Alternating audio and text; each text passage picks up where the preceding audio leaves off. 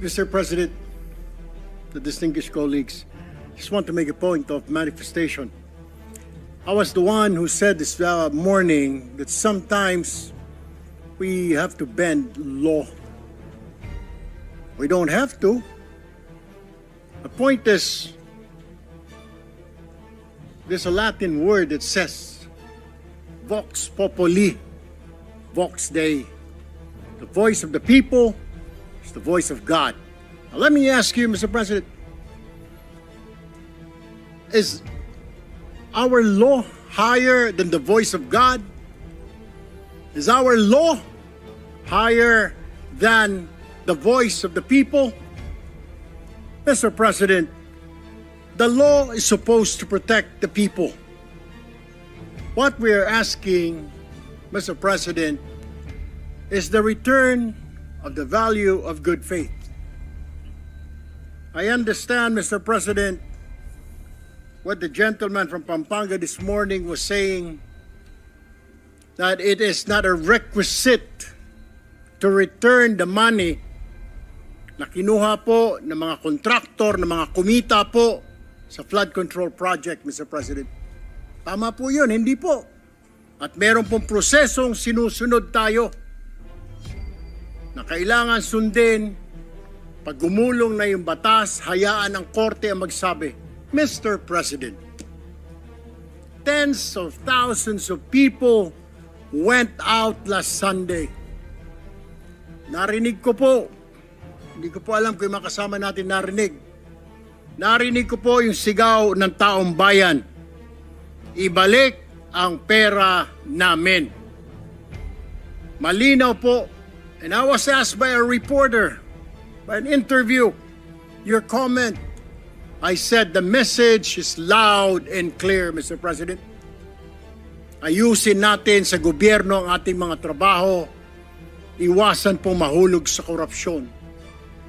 The people are demanding that these people, contractors, DPWH officials, including politicians who made wealth, kumita po sa flood control, na kung maaari isoli nila ang kanilang ninakaw sa bayan. And I think that is the right thing to do. Ang problema kasi, Mr. President, kung susundin natin ang batas, alam naman po natin ang pagdinig sa ating bayan ay buwan at taon ang inaabot. Baka pagdating po sa dulo, wala na pong makuha ang gobyerno sa mga taong ito. My only point, Mr. President, is the people were asking, the people are demanding. Isole yung pera na ninakaw sa kanila. Meron po tayong batas. True enough, Mr. President, I don't disagree. There is a process. May proseso, tama din po. Paano naman po yung sigaw ng taong bayan? How can we pacify the clamor, the anger of the population, Mr. President? I have no answer. My only answer, Mr. President, is isoli po ninyo ang inyong ninakaw. No ifs and buts. Ang sinasabi lang po ng DOJ, kakausapin po nila ang mga taong ito kung pwede isoli. Wala naman po sinabi ang DOJ. Ito ang batas, bawal po, kailangan ninyong isoli yan. The DOJ, the Secretary himself said, they will ask, but they will not force them. Depende, mas mabuti raw kung kusang loob nilang isurrender yung pera, Mr. President. Wala naman pong nagbabawal sa batas na magbalik ng ninakaw. There's no such thing. And alam ko pong meron tayong process, we have procedures. But my only point is, Mr. President, whether I'm right or wrong, I stand to the wishes of the public, of the Filipino people, ibalik ang perang ninakaw sa kanila. Period, Mr. President. Thank you, Mr. President. Thank you, Senator Erwin Tulfo. Senator Padilla is recognized. Opo. Ginoong Pangulo, napakaganda po ng mga punto na binitawan ng ating hinahangaan na si Senator Erwin Tulfo. Ngunit, alam niyo po, meron pong historical injustice na nangyari sa mga Bangsamoro.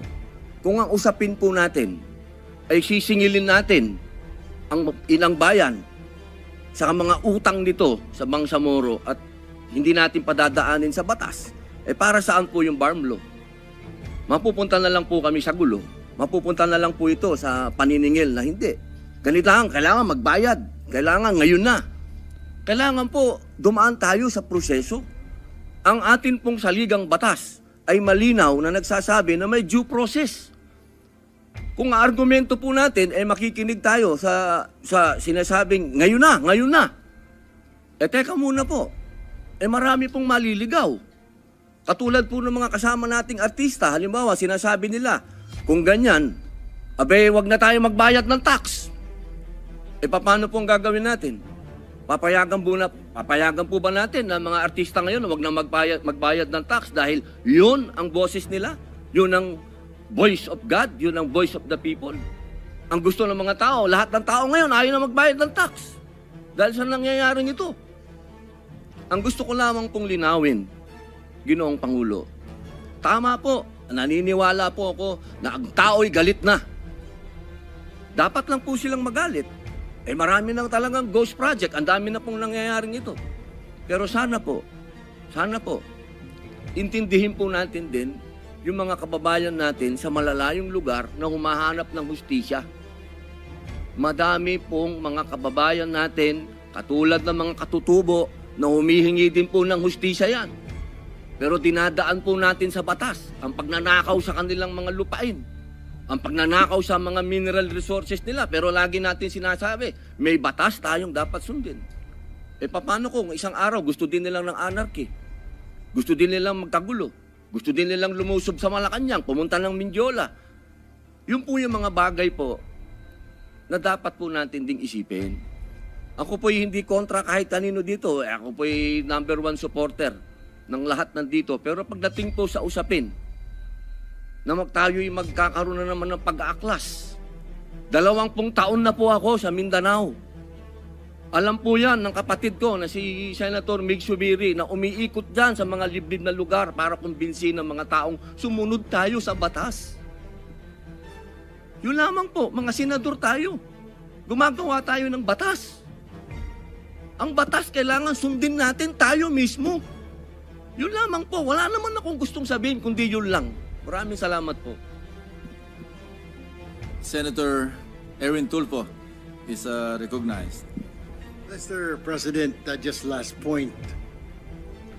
Hindi po kahit kailan nagnakaw ang Bangsamoro. Tell you, kung mga kasama po natin, 20 years na pong nag-ikot sa Mindanao. Ako, lumaki po ng Mindanao. I've been to Hulo, I've been to Basilan, I've been to Tawi-Tawi, I've been to Marawi. Maro nga po ako magsalita ng Tausog eh. But anyway, ang sinasabi ko lamang po, wala pong ninakaw, kaya iba po yun eh. Parang you're comparing apples to oranges. Yung Bangsamoro po, hindi po nagnakaw, kaya yung sinasabi na kailangan kasuhan or something, hindi po eh. Ang sinasabi ko lang po, ito'y malinaw na yung sinisigaw po ng mga kababayan natin ni Sole. And that's my own opinion, Mr. President. We have to return it. Kusa po, kung gusto po, kung sincero silang maging state witness, gusto po nilang mapasok sa Department of Justice, then siguro po, in good faith, Mr. President, isoli po nila yung mga nakuha po nila. That is all, Mr. President. I have no further statements. Thank you, Mr. President. Thank you, Senator Erwin Tulfo. Majority. Mr. President, the distinguished colleagues, just want to make a point of manifestation. I was the one who said this morning that sometimes we have to bend law. We don't have to. The point is, there's a Latin word that says, Vox Populi, Vox Dei. The voice of the people is the voice of God. Now let me ask you, Mr. President, is our law higher than the voice of God? Is our law higher than the voice of the people? Mr. President, the law is supposed to protect the people. What we are asking, Mr. President, is the return of the value of good faith. I understand, Mr. President, what the gentleman from Pampanga this morning was saying, that it is not a requisite to return the money na kinuha po ng mga kontraktor, ng mga kumita po sa flood control project, Mr. President. Tama po yun, hindi po. At meron pong prosesong sinusunod tayo na kailangan sundin. Pag gumulong na yung batas, hayaan ang korte ang magsabi, Mr. President, tens of thousands of people went out last Sunday. Narinig ko po, hindi ko po alam kung yung mga kasama natin narinig. Narinig ko po yung sigaw ng taong bayan. Ibalik ang pera namin. Malinaw po. And I was asked by a reporter, by an interview, your comment. I said the message is loud and clear, Mr. President. Ayusin natin sa gobyerno ang ating mga trabaho. Iwasan po mahulog sa korupsyon. The people are demanding that these people, contractors, DPWH officials, including politicians who made wealth, kumita po sa flood control, na kung maaari isoli nila ang kanilang ninakaw sa bayan. And I think that is the right thing to do. Ang problema kasi, Mr. President, kung susundin natin ang batas, alam naman po natin ang pagdinig sa ating bayan ay buwan at taon ang inaabot. Baka pagdating po sa dulo, wala na pong makuha ang gobyerno sa mga taong ito. My only point, Mr. President, is the people were asking, the people are demanding. Isole yung pera na ninakaw sa kanila. Meron po tayong batas. True enough, Mr. President, I don't disagree. There is a process. May proseso, tama din po. Paano naman po yung sigaw ng taong bayan? How can we pacify the clamor, the anger of the population, Mr. President?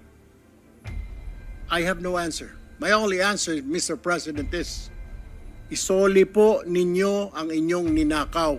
No ifs and buts. Ang sinasabi lang po ng DOJ, kakausapin po nila ang mga taong ito. Kung pwede, isoli. Wala naman po sinabi ang DOJ. Ito ang batas, bawal po, kailangan ninyong isoli yan. The DOJ, the Secretary himself said, they will ask, but they will not force them. Depende, mas mabuti raw kung kusang loob nilang isurrender yung pera, Mr. President. Wala naman pong nagbabawal sa batas na magbalik ng ninakaw. There's no such thing. And alam ko pong meron tayong process, we have procedures. But my only point is, Mr. President, whether I'm right or wrong, I stand to the wishes of the public, of the Filipino people, ibalik ang perang ninakaw sa kanila. Period, Mr. President. Thank you, Mr. President. Thank you, Senator Erwin Tulfo. Senator Padilla is recognized. Opo. Ginoong Pangulo, napakaganda po ng mga punto na binitawan ng ating hinahangaan na si Senator Erwin Tulfo. Ngunit, alam niyo po, meron pong historical injustice na nangyari sa mga Bangsamoro. Kung ang usapin po natin ay sisingilin natin ang ilang bayan sa mga utang nito sa Bangsamoro at hindi natin padadaanin sa batas, para saan po yung farm law? Mapupunta na lang po kami sa gulo. Mapupunta na lang po ito sa paniningil na hindi. Ganito lang, kailangan magbayad. Kailangan ngayon na. Kailangan po dumaan tayo sa proseso. Ang atin pong saligang batas ay malinaw na nagsasabi na may due process. Kung ang argumento po natin ay makikinig tayo sa sinasabing ngayon na. Teka muna po. Marami pong maliligaw. Katulad po ng mga kasama nating artista, halimbawa, sinasabi nila, kung ganyan, Abe, wag na tayo magbayad ng tax. E paano po ang gagawin natin? Papayagan po ba natin na mga artista ngayon na wag na magbayad ng tax dahil yun ang boses nila? Yun ang voice of God, yun ang voice of the people. Ang gusto ng mga tao, lahat ng tao ngayon ayaw na magbayad ng tax. Dahil sa nangyayaring ito. Ang gusto ko lamang pong linawin, Ginoong Pangulo, tama po, naniniwala po ako na ang tao'y galit na. Dapat lang po silang magalit. Eh marami nang talagang ghost project, ang dami na pong nangyayaring ito. Pero sana po, intindihin po natin din yung mga kababayan natin sa malalayong lugar na humahanap ng hustisya.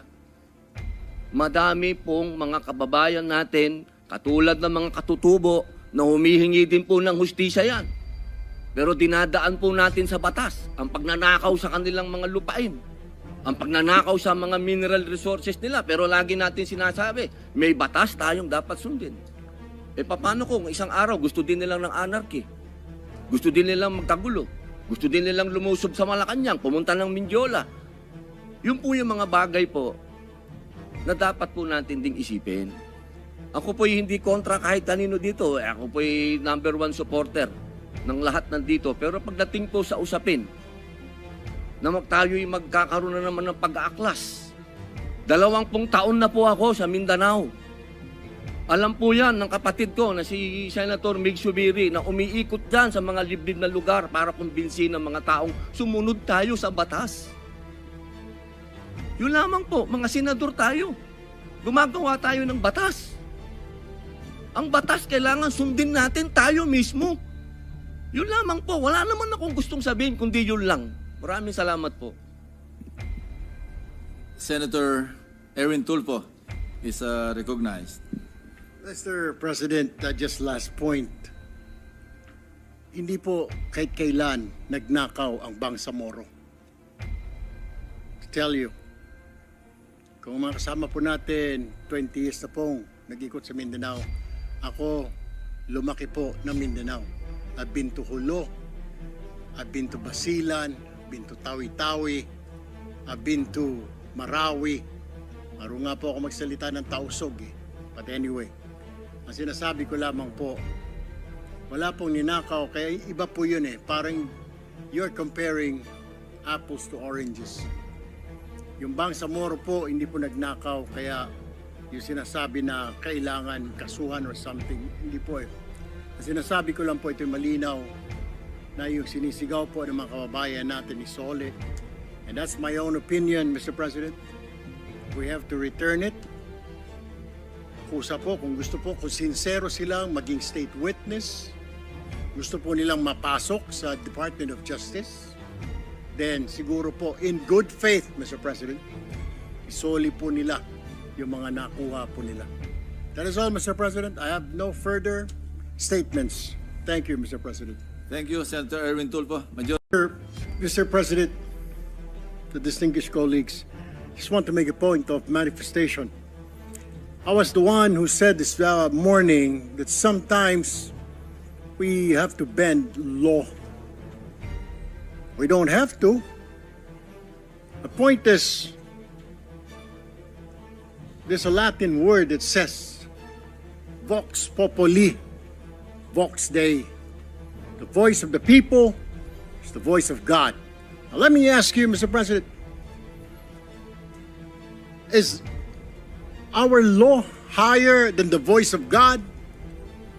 Is our law higher than the voice of the people? Mr. President, the law is supposed to protect the people. What we are asking, Mr. President, is the return of the value of good faith. I understand, Mr. President, what the gentleman from Pampanga this morning was saying, that it is not a requisite to return the money na kinuha po ng mga kontraktor, ng mga kumita po sa flood control project, Mr. President. Tama po yun, hindi po. At meron pong prosesong sinusunod tayo na kailangan sundin. Pag gumulong na yung batas, hayaan ang korte ang magsabi. Mr. President, tens of thousands of people went out last Sunday. Narinig ko po, hindi ko po alam kung yung mga kasama natin narinig. Narinig ko po yung sigaw ng taong bayan. Ibalik ang pera namin. Malinaw po. And I was asked by a reporter, by an interview, your comment. I said the message is loud and clear, Mr. President. Ayusin natin sa gobyerno ang ating mga trabaho. Iwasan po mahulog sa korupsyon. The people are demanding that these people, contractors, DPWH officials, including politicians who made wealth, kumita po sa flood control, na kung maaari isoli nila ang kanilang ninakaw sa bayan. And I think that is the right thing to do. Ang problema kasi, Mr. President, kung susundin natin ang batas, alam naman po natin ang pagdinig sa ating bayan ay buwan at taon ang inaabot. Baka pagdating po sa dulo, wala na pong makuha ang gobyerno sa mga taong ito. My only point, Mr. President, is the people were asking, the people are demanding. Isole yung pera na ninakaw sa kanila. Meron po tayong batas. True enough, Mr. President, I don't disagree. There is ika nga a process. May proseso, tama din po. Paano naman po yung sigaw ng taong bayan? How can we pacify the clamor, the anger of the population, Mr. President? I have no answer. My only answer, Mr. President, is isoli po ninyo ang inyong ninakaw. No ifs and buts. Ang sinasabi lang po ng DOJ, kakausapin po nila ang mga taong ito kung pwede isoli. Wala naman po sinabi ang DOJ. Ito ang batas, bawal po, kailangan ninyong isoli yan. The DOJ, the Secretary himself said, they will ask, but they will not force them. Depende, mas mabuti raw kung kusang loob nilang isurrender yung pera, Mr. President. Wala naman pong nagbabawal sa batas na magbalik ng ninakaw. There's no such thing. And alam ko pong meron tayong process, we have procedures. But my only point is, Mr. President, whether I'm right or wrong, I stand to the wishes of the public, of the Filipino people, ibalik ang perang ninakaw sa kanila. Period, Mr. President. Thank you, Mr. President. Thank you, Senator Erwin Tulfo. Senator Padilla is recognized. Opo. Ginoong Pangulo, napakaganda po ng mga punto na binitawan ng ating hinahangaan na si Senator Erwin Tulfo. Ngunit, alam niyo po, meron pong historical injustice na nangyari sa mga Bangsamoro. Kung ang usapin po natin ay sisingilin natin ang ilang bayan sa mga utang nito sa Bangsamoro at hindi natin padadaanin sa batas, para saan po yung Barm Law? Mapupunta na lang po kami sa gulo. Mapupunta na lang po ito sa paniningil na hindi. Ganito lang, kailangan magbayad. Kailangan ngayon na. Kailangan po dumaan tayo sa proseso. Ang atin pong saligang batas ay malinaw na nagsasabi na may due process.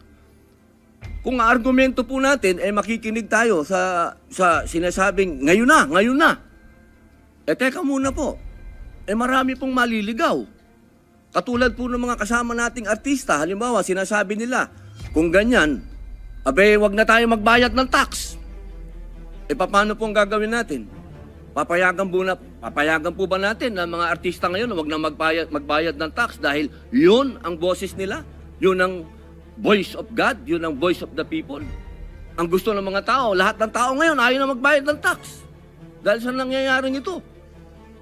Ang gusto ko lamang pong linawin, Ginoong Pangulo, tama po, naniniwala po ako na ang tao'y galit na.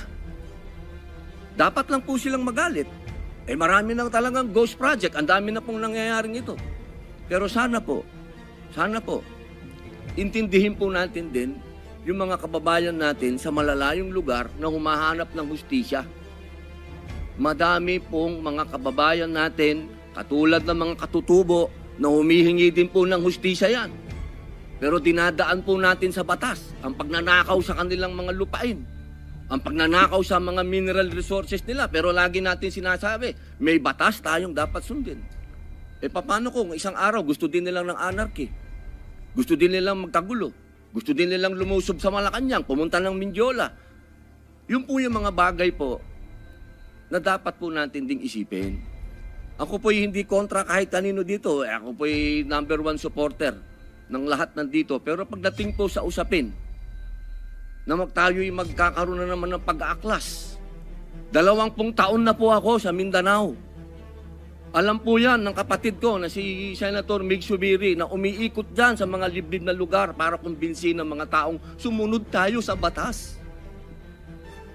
Yun lamang po, mga senador tayo. Gumagawa tayo ng batas. Ang batas kailangan sundin natin tayo mismo. Yun lamang po, wala naman akong gustong sabihin kundi yun lang. Maraming salamat po. Senator Erwin Tulfo is recognized. Mr. President, just last point. Hindi po kahit kailan nagnakaw ang Bangsamoro. Tell you, kung mga kasama po natin, 20 years na pong nag-ikot sa Mindanao. Ako, lumaki po ng Mindanao. I've been to Hulo, I've been to Basilan, I've been to Tawi-Tawi, I've been to Marawi. Maro nga po ako magsalita ng Tausog eh. But anyway, ang sinasabi ko lamang po, wala pong ninakaw, kaya iba po yun eh. Parang you're comparing apples to oranges. Yung Bangsamoro po, hindi po nagnakaw, kaya yung sinasabi na kailangan kasuhan or something, hindi po eh. Ang sinasabi ko lang po, ito'y malinaw na yung sinisigaw po ng mga kababayan natin ni Sole. And that's my own opinion, Mr. President. We have to return it. Kusa po, kung gusto po, kung sincero silang maging state witness, gusto po nilang mapasok sa Department of Justice, then siguro po, in good faith, Mr. President, isoli po nila yung mga nakuha po nila. That is all, Mr. President. I have no further statements. Thank you, Mr. President. Thank you, Senator Erwin Tulfo. Majority. Mr. President, the distinguished colleagues, just want to make a point of manifestation. I was the one who said this morning that sometimes we have to bend law. We don't have to. The point is, there's a Latin word that says, vox populi, vox Dei. The voice of the people is the voice of God. Now let me ask you, Mr. President, is our law higher than the voice of God? Is our law higher than the voice of the people? Mr. President, the law is supposed to protect the people. What we are asking, Mr. President, is the return of the value of good faith. I understand, Mr. President, what the gentleman from Pampanga this morning was saying, that it is not a requisite to return the money na kinuha po ng mga kontraktor, ng mga kumita po sa flood control project, Mr. President. Tama po yun, hindi po. At meron pong prosesong sinusunod tayo na kailangan sundin. Pag gumulong na yung batas, hayaan ng korte ang magsabi. Mr. President, tens of thousands of people went out last Sunday. Narinig ko po, hindi ko po alam kung yung mga kasama natin narinig. Narinig ko po yung sigaw ng taong bayan. Ibalik ang pera namin. Malinaw po. And I was asked by a reporter, by an interview, your comment. I said the message is loud and clear, Mr. President. Ayusin natin sa gobyerno ang ating mga trabaho. Iwasan po mahulog sa korupsyon. The people are demanding that these people contractors, DPWH officials, including politicians who made wealth, kumita po sa flood control na kung maaari isoli nila ang kanilang ninakaw sa bayan. And I think that is the right thing to do. Ang problema kasi, Mr. President, kung susundin natin ang batas, alam naman po natin ang pagdinig sa ating bayan ay buwan at taon ang inaabot. Baka pagdating po sa dulo, wala na pong makuha ang gobyerno sa mga taong ito. My only point, Mr. President, is the people were asking, the people are demanding. Isole yung pera na ninakaw sa kanila. Meron po tayong batas. True enough, Mr. President, I don't disagree. There is a process. May proseso, tama din po. Paano naman po yung sigaw ng taong bayan? How can we pacify the clamor, the anger of the population, Mr. President? I have no answer. My only answer, Mr. President, is isoli po ninyo ang inyong ninakaw. No ifs and buts. Ang sinasabi lang po ng DOJ, kakausapin po nila ang mga taong ito kung pwede isoli. Wala naman po sinabi ang DOJ. Ito ang batas, bawal po, kailangan ninyong isoli yan. The DOJ, the Secretary himself said, they will ask, but they will not force them. Depende, mas mabuti raw kung kusang loob nilang isurrender yung pera, Mr. President. Wala naman pong nagbabawal sa batas na magbalik ng ninakaw. There's no such thing. And alam ko pong meron tayong process, we have procedures. But my only point is, Mr. President, whether I'm right or wrong, I stand to the wishes of the public, of the Filipino people, ibalik ang perang ninakaw sa kanila. Period, Mr. President. Thank you, Mr. President. Thank you, Senator Erwin Tulfo. Senator Padilla is recognized. Opo. Ginoong Pangulo, napakaganda po ng mga punto na binitawan ng ating inahangaan na si Senator Erwin Tulfo. Ngunit, alam niyo po, meron pong historical injustice na nangyari sa mga Bangsamoro. Kung ang usapin po natin ay sisingilin natin ang inang bayan sa mga utang nito sa Bangsamoro at hindi natin padadaanin sa batas, para saan po yung BARM law? Mapupunta na lang po kami sa gulo. Mapupunta na lang po ito sa paniningil na hindi. Ganito lang, kailangan magbayad. Kailangan ngayon na. Kailangan po dumaan tayo sa proseso. Ang atin pong saligang batas ay malinaw na nagsasabi na may due process. Kung ang argumento po natin ay makikinig tayo sa sinasabing ngayon na. Teka muna po. Marami pong maliligaw. Katulad po ng mga kasama nating artista, halimbawa sinasabi nila, kung ganyan, wag na tayo magbayad ng tax. Paano po ang gagawin natin? Papayagan po ba natin na mga artista ngayon wag na magbayad ng tax dahil yun ang boses nila? Yun ang voice of God, yun ang voice of the people. Ang gusto ng mga tao, lahat ng tao ngayon ayaw na magbayad ng tax. Dahil sa nangyayaring ito. Ang gusto ko lamang pong linawin, Ginoong Pangulo, tama po, naniniwala po ako na ang tao'y galit na. Dapat lang po silang magalit. Marami nang talagang ghost project, ang dami na pong nangyayaring ito. Pero sana po, intindihin po natin din yung mga kababayan natin sa malalayong lugar na humahanap ng hustisya. Madami pong mga kababayan natin, katulad ng mga katutubo, na humihingi din po ng hustisya yan. Pero dinadaan po natin sa batas ang pagnanakaw sa kanilang mga lupain, ang pagnanakaw sa mga mineral resources nila. Pero lagi natin sinasabi, may batas tayong dapat sundin. Paano kung isang araw gusto din nilang ng anarchy? Gusto din nilang magkagulo? Gusto din nilang lumusob sa Malacanang, pumunta ng Mindiola? Yun po yung mga bagay po na dapat po natin ding isipin. Ako po'y hindi kontra kahit kanino dito. Ako po'y number 1 supporter ng lahat nandito. Pero pagdating po sa usapin na tayo'y magkakaroon na naman ng pag-aaklas. 20 taon na po ako sa Mindanao. Alam po yan ng kapatid ko na si Senator Mig Subiri na umiikot dyan sa mga liblib na lugar para kumbinsin ng mga taong sumunod tayo sa batas. Yun lamang po, mga senador tayo. Gumagawa tayo ng batas. Ang batas kailangan sundin natin tayo mismo. Yun lamang po. Wala naman akong gustong sabihin kundi yun lang. Maraming salamat po. Senator Erwin Tulfo is recognized. Mr. President, just last point. Hindi po kahit kailan nagnakaw ang Bangsamoro.